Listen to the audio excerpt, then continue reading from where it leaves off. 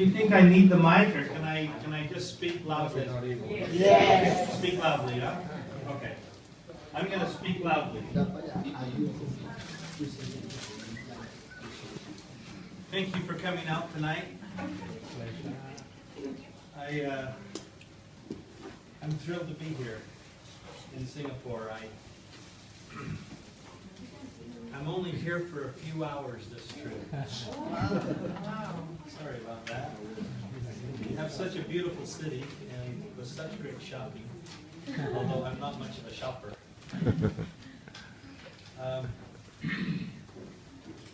I'm grateful to be the president of Morinda. I love our company. I love my job. Of all the responsibilities that I have, which are many, the one that I cherish the very most is being with our people, wherever they are in the world. Now, normally I wouldn't travel during the holiday season. In the U.S., it's sort of when you get close to Christmas, everybody tries to stay. And normally I would have done that. But there was some meetings scheduled in Indonesia, and the person who was scheduled to attend those meetings at the last minute couldn't go. And so I wanted to go because I could be with our people.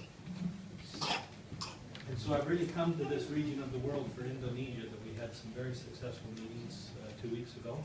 But while I was out here, I wanted to stop by just so I could look at you and see your eyes and see my good friends and let you know that I care. And that I love you.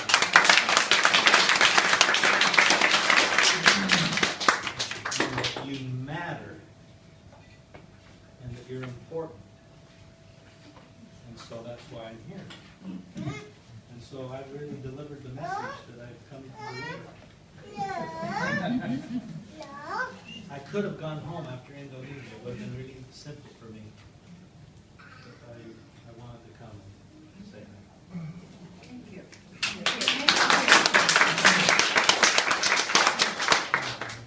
I want to recognize Anas, who's responsible for Malaysia and also Singapore. Anas. I wish to recognize Wendy, who's responsible for Singapore, and the staff. Thank you for being here this late at night. I want you to know of my support for them. Now,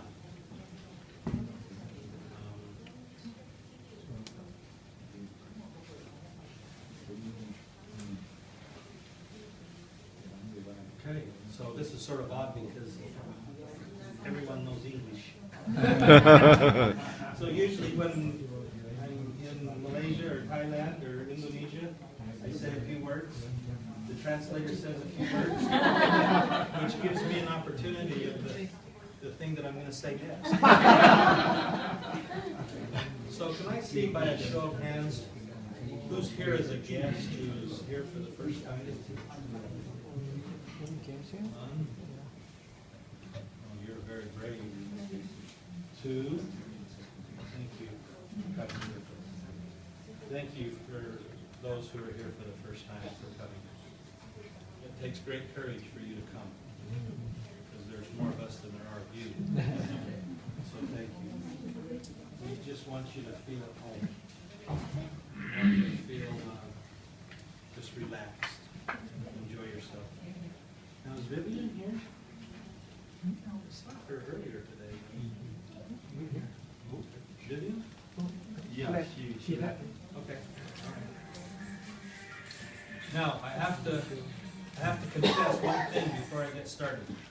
I have a son who lives here in Singapore. Oh, really? Yeah. He's a missionary for the LDS Church. Oh, okay. So I haven't seen him for a year and a half. And Wendy has made arrangements for him to come here tonight because the missionaries are going to sing Christmas carols to Wow. And so I want to apologize in advance because I'm really nervous about seeing him. And I think he's nervous about seeing me. And so if I do something that's embarrassing, please just forgive me. Okay. So today I'm going to talk about progress. Okay? Each of us in our life, we want to see progress in our life. You are really interested in seeing progress in your life because you've taken time out of your busy schedule to be here today. And you came here hoping that you would hear something or feel something that you can act on that would bring progress in your life. Now there's two types of progress. There's horizontal progress or linear progress along the similar plane, and there's vertical progress. Vertical progress is a little different than horizontal progress in that vertical progress changes the world. It really changes the way people think about their own environment and their own life. To give you some examples of how to visualize horizontal progress and vertical progress, I first offer the example of writing. When we first started writing, we would draw pictures on the wall of caves. That was before we had a written language. Then through horizontal progress, which is so important, you can see how important horizontal progress is. We developed a written language and we started chiseling messages in stone. Wow. Then we got even better at that, and through horizontal progress, we started writing on parchment. That's all vertical progress, which is so critically important in our life. Horizontal progress, sorry. Vertical progress happened when we developed the printing press. That changed the world, because now we can communicate to thousands, even millions of people, rather than just one at a time. So, horizontal progress and vertical progress. Let me give you another example, the telephone. You might remember, some of you are way too young for this. The telephone that was on the wall, and you had to ring this, and then you had to ring it like this, right? That was an old telephone. Then we got really good through horizontal progress. We got so you could bring this to the ear and this to the mouth, and you could speak in here, right? And you could dial it. You didn't have to ring it. Then we had a phone that you could just bring the whole thing to your ear and your mouth, and you could dial it. And then we got really cool because then you could have push buttons on the phone. That was cool. That's horizontal progress. Vertical progress was when you had a phone that didn't have any wires attached. That was a wow. You remember some of the first ones, maybe they were big, and only a few people had them because they were just so new. But it changed the way the world thought. We had actually more horizontal progress after that happened, where we had the wireless phone, and then we got it smaller, and we even got it so small that you could put it in the front pocket of your shirt. That is horizontal progress. Then we got another thing of vertical progress, where we had what's known as the smartphone. Now, it's not even a phone, it's a GPS. It's a guidance thing. You can through the internet, you can contact the whole world. Through Wikipedia, you can learn anything about everything, on your little phone. that changed the way the world thinks. It's vertical progress. One more example.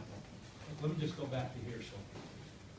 So we have, sometimes you have vertical or horizontal progress, and then vertical progress, and then more horizontal progress and vertical progress. That's the way the phone example is. TV is another one where the TVs used to be about like this, you know, and then they were this deep, and you had to have a huge thing to put the TV on because they were so deep. And sometimes you even had to put them in cabinets. And then we got through horizontal progress, we got so that we could be sleeker and be really fancy, but they were still really deep. The thing that changed the way the world thinks is digital, where the TV now is this thick. And in fact, you remember the computers that you used to have where the screen was, it took up half your desk because it was this deep? Can you imagine a laptop today with a screen that's deep? You see, you never could have had a laptop without this new discovery that changed the way the world thinks. You never could have had even an iPad without this. That's cool. So let me just say a little thing about Morinda. Now you might ask, is Morinda a vertical thinker or a horizontal thinker? There's thinkers that are vertical, and there's thinkers that are horizontal. Both of them are really important. Both of them are. You can't do one without the other. Morinda, we have a purpose, a mission, to bless the whole earth with the natural goodness of earth's best as we tell the story of lives transformed. That describes Morinda. It describes who we are, our vision. This first line really describes what our vision is. We feel that we have a benefit and a value for everyone, everywhere. We have something to offer for everyone you know and everyone you don't know. Do you know how you find out about those people you don't know? You ask the people you know, because they know the people you don't know. And we have something for them. So the next part of this statement answers three critical questions that every business must ask and answer. What is it that you do? How do you do that? And why do you do what you do? Every business must answer those three questions. What is it that we do? We offer the best that the earth has. Knowing is one of those things. Our pay plan is another thing. You, who are associated with Morinda, is the best that the earth has, in my opinion. So that's what we do. If someone asks, what is it you do? You can say, I deliver the best that the earth has. And they're going to say, well, what's that? And then you just tell them. The next piece of this is, how do you do that? We do that through your story. Now, everyone here, I believe, except maybe those two that raised their hand who are guests here that are really happy that you came, I believe that you have a story of Tahitian Morinda or Morinda. Otherwise, I don't think you would be here.